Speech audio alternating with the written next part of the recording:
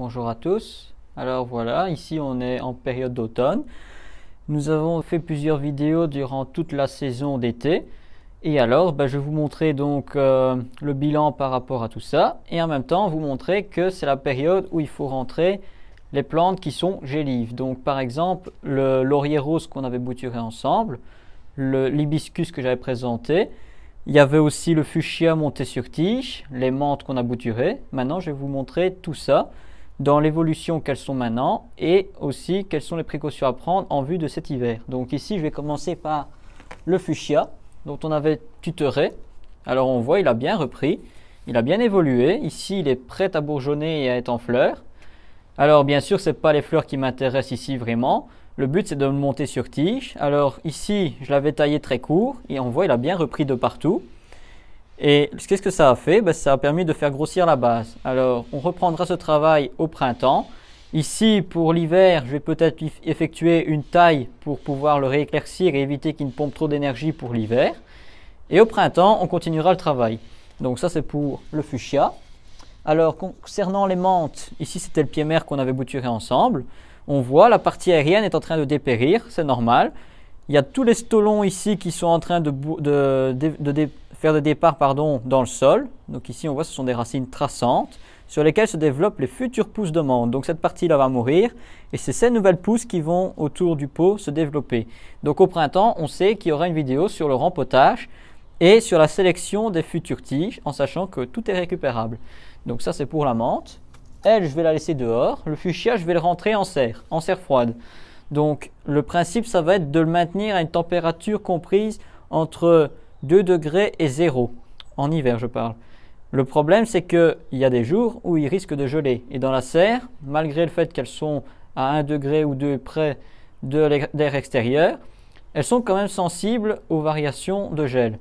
Donc, si jamais je vois que les températures en extérieur arrivent à 4-5 degrés, je vais le rentrer dans une serre chaude ou alors dans une maison, donc par exemple la véranda ou dans une pièce très éclairée pour qu'il puisse continuer à se développer. Pareil pour les hibiscus. Donc ici, ce sont les hibiscus qu'on a présentés lors de la vidéo. Celui-ci, je ne l'avais pas montré parce qu'il n'était pas en fleurs. Donc ça, c'était le dernier de la bande. Alors ceux-ci, je les ai laissés dehors jusque maintenant, à savoir qu'on est mi-octobre. Ici maintenant, ça va être le moment de les rentrer. Pourquoi? Parce qu'il commence à faire très frais, il ne se développe plus. Les fleurs ici, elles peinent à s'ouvrir. Et alors, pour éviter de les perdre, je vais les rentrer. Donc ça, c'est mieux de les rentrer en serre jusqu'à ce qu'il fasse 5 degrés. Et une fois qu'il y a 4-5 degrés, là, je vais vraiment le rentrer en intérieur. Maintenant, si vous avez peur de le perdre, je peux comprendre.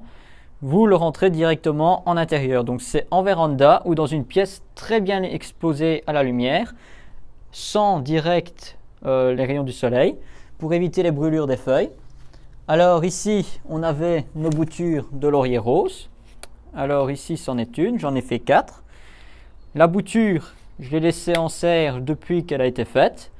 Ici, je vais la laisser dans cette serre-ci. Elle ne craint pas les petites gelées, donc ça, elle va rester au repos ici tout le temps, contrairement aux hibiscus que je vais rentrer. Alors on peut regarder, éventuellement voir si elle a déjà fait des racines. Et belle surprise, vous avez déjà les racines qui sont apparentes. Alors on peut rapprocher pour qu'on les voie bien. Donc, à savoir que maintenant qu'on sait que les racines sont là, on sait et on peut être rassuré, elles vont vraiment bien tenir toute la période hivernale. Si maintenant il commence à faire très froid, je parle qu'il fasse un peu plus de moins 5 degrés, à ce moment-là, vous pouvez mettre un voile d'hivernage par-dessus pour essayer de les protéger un maximum. Mais au moins, le fait de les habituer déjà au stade bouture à s'habituer au froid, ça va leur permettre d'être déjà conditionnés pour les hivers prochains. Donc ça, c'est pour le laurier rose. Voilà. Alors, concernant les pensées qu'on avait semées il y a déjà un petit moment, voilà leur évolution. Alors, bien sûr, j'avais dit que ça allait mettre moins de temps que ça ne le prend vraiment. Pourquoi? Parce que je m'y suis pris un peu tard. Alors, c'est pas grave. Ici, ce que je vais faire, c'est que je vais les enlever de leurs petites alvéoles. Je vais les mettre dans des pots de 10,5, donc ce sont des pots à géranium, avec du substrat terreau universel. Et je vais les laisser en serre tout l'hiver. Ils vont se développer tout doucement. Ils ne vont pas craindre le froid, ils ne vont pas dépérir. S'il fait trop froid, à ce moment-là, je les protégerai d'un voile hivernage. Mais ce seront les pensées qui fleuriront mon parterre durant tout le printemps, car elles fleuriront au printemps, celles-ci. Donc ça, c'est la parenthèse pour les pensées. Et ici, on avait montré donc le potager, qu'est-ce qu'on peut semer en ce moment-ci. Ici, j'ai semé de la mâche, donc c'est de la salade de blé. Je l'ai semée il y a plus ou moins 4-5 jours. Et ici, on voit, elle se lève correctement. À savoir que la mâche, si vous la semez, vous pouvez la semer dehors en ligne ou alors la semer en serre. Et en serre, c'est tout l'hiver. Donc ça, c'est une salade qui se développe très peu, mais qui supporte toutes les variations de température. Donc ça, c'est la salade vraiment à mettre en hiver dans son jardin. Et alors, elles vont pouvoir être mises jusqu'au printemps, au moment où on pourra vraiment remettre des bonnes salades au jardin. Voilà. Alors, concernant les tomates qui sont derrière moi, ici, on arrive à la fin. Donc, je vais bientôt enlever tous les plants, travailler le sol et éventuellement mettre des légumes d'hiver. Et alors, préparer pour le printemps. À savoir qu'ici, on a commencé à avoir le mildiou. Une petite astuce pour éviter le mildiou, c'est donc le pied d'ortie sous le pied de tomate quand vous le plantez au printemps. Ou alors mettre un fil de cuivre dans le plant de tomate, donc vous le plantez dans la tige. Et à ce moment-là, ça élimine le mildiou. Ou alors bouillie bordelaise. Ça, c'est vraiment les 3 principaux vecteurs qui vont faire que vous n'aurez moins le mildiou que si vous ne le faites pas. Ici, on voit, je peux éventuellement montrer si j'en ai une à portée de main. Voilà.